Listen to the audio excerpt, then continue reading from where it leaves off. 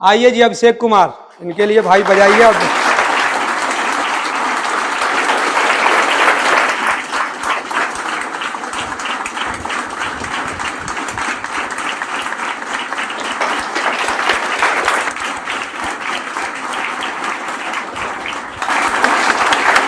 JEE main जो exam जनवरी shift है, उसमें इनमें कई बच्चों का 200 से भी अधिक नंबर हैं,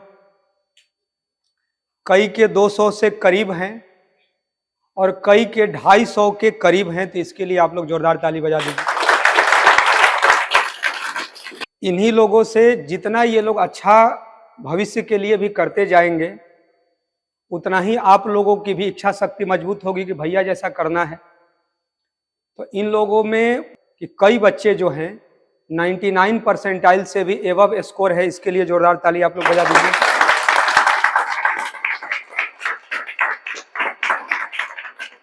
और इसी तरह थोड़े थोड़े मतलब उसके अगल बगल ही धीरे धीरे क्या है, थोड़े थोड़े कम सभी आपको दिखाई देंगे। लेकिन सबसे बड़ी बात है कि सबके देश के प्रतिष्ठित NIT और IIIT में इनके मनचाहे ब्रांच जो हैं इनके अनुसार मिल चुके हैं। उसके लिए जोरदार ताली बजा दीजिए।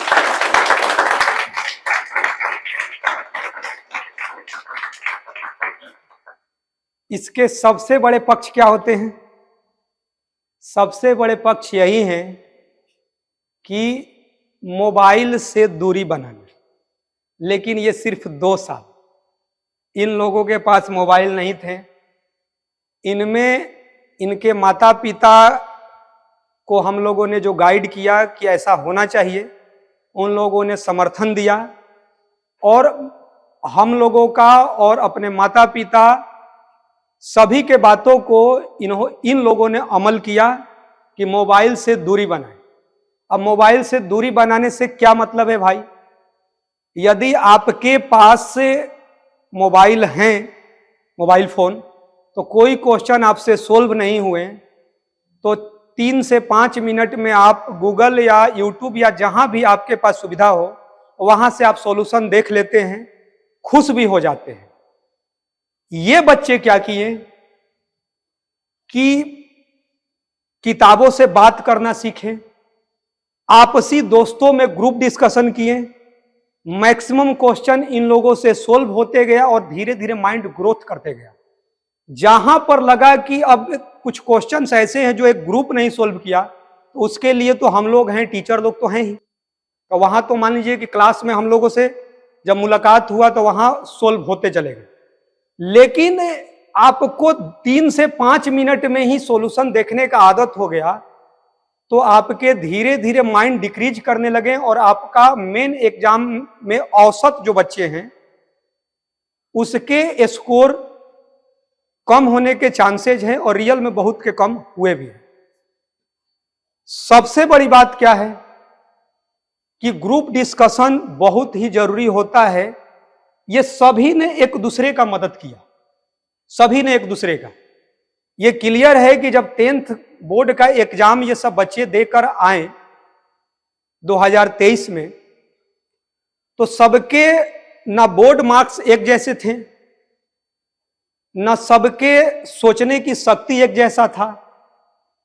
और यदि आप IIT, NIT, IIIT को मिला लीजिएगा तो सबके सीट का मतलब हुआ कि करीब करीब 50,000 के करीब। और यदि इस साल यदि 16 लाख बच्चे यदि बैठे हैं लगभग, तो इसका मतलब है कि साढ़े 15 लाख को छटना ही छटना है।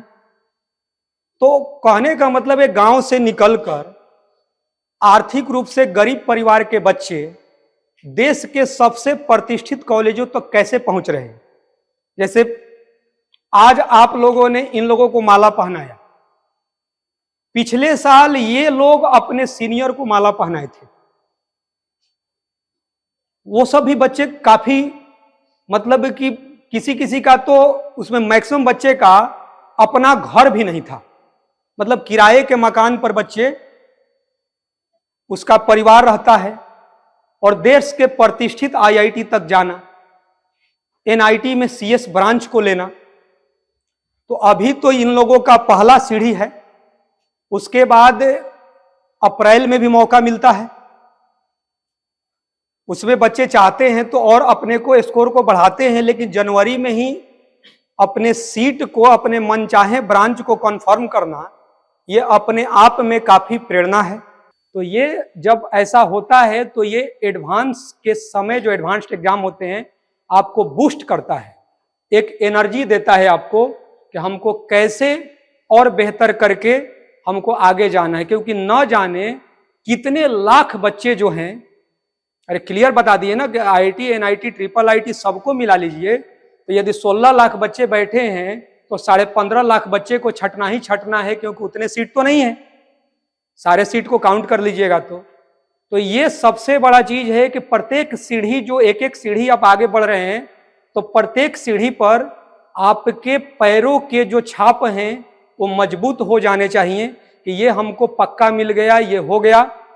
तो इन बच्चों के लिए लास्ट में बस यही बोलेंगे कि चाहे वो गांव से बच्चे हो या शहर से बच्चे हो या आर्थिक रूप से गरीब परिवार से हो या लोअर मिडिल क्लास के बच्चे हो, मुझे यकीन है कि शहर हो या गांव हो, मुझे यकीन है कि गांव छोटे होते हैं लेकिन लोगों के ख्वाब नहीं। मुझे यकीन है कि आदमी का कद उसके इरादों से मापा जाता है। मुझे यकीन है कि हार और जीत के बीच के फासले बड़े होते हैं, परंतु नामुमकिन नहीं। करो यकीन खुद पर तो दुनिया तुम्हारी, क्योंकि जीतने वाले छोड़ते नहीं और छोड़ने वाले जीतते नहीं। इन बच्चों को मान लीजिए कि हम लोग एक परिवार बनकर एक पढ़ाने का प्रयास किए, लेकिन कई मायनों में ऐसा हुआ होगा, शायद सभी शिक्षक लोग इसकी समर्थन करेंगे, क्योंकि मैंने भी ऐसा फील किया कि कई मायनों में बच्चों से भी सीखने को मिलता है। आपके पास किसी क्वेश्चंस को अलग अलग मेथड से सिखाने का प्रयास करते हैं, कई बार कुछ बच्चे जो है नए मेथड से बताते हैं उस क्वेश्चन को, तो टीचर मुस्कुराते हैं, लेकिन ये देखते हैं कि इस बच्चे से भी हम लोगों ने कुछ सीखा।